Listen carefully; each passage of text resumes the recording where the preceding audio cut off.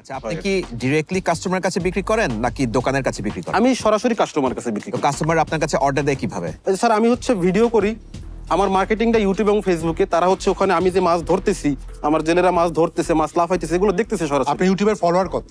আমার ইউটিউবে follower sir 4,20,000 ইউটিউবে 4,20,000 সাবস্ক্রাইবার, আর ফেসবুকে আছে 5,20,000 এর মতো। আপনি কি শুধু ঢাকাতেই করেন নাকি ঢাকার বাইরেও? আমরা ঢাকাতে হোম ডেলিভারি দেই, আমার নিজস্ব ডেলিভারি সেটআপ। আর ঢাকার বাইরে আমরা কুরিয়ারের মাধ্যমে যে কোনো জেলা শহরে দেই।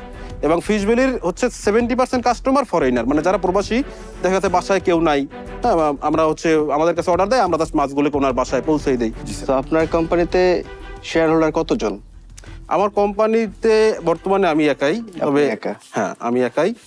আর আমার কুয়াকাটায় একটা ছোট আউটলেট আছে যেখান থেকে সরাসরি সেল হয়। হেড অফিস বাংলাদেশের বৃহত্তম মৎস্য বন্দর মহিপুরে, এবং ঢাকাতে আমাদের একটা ডিস্ট্রিবিউশন অফিস। ডেলিভারি কি আপনাদের খরচে নাকি কাস্টমারের খরচে? ডেলিভারির জন্য কাস্টমার খরচ পে করে, আলাদা পে করে। আপনাদের টোটাল এমপ্লয়ি কতজন আছে? 15 জন।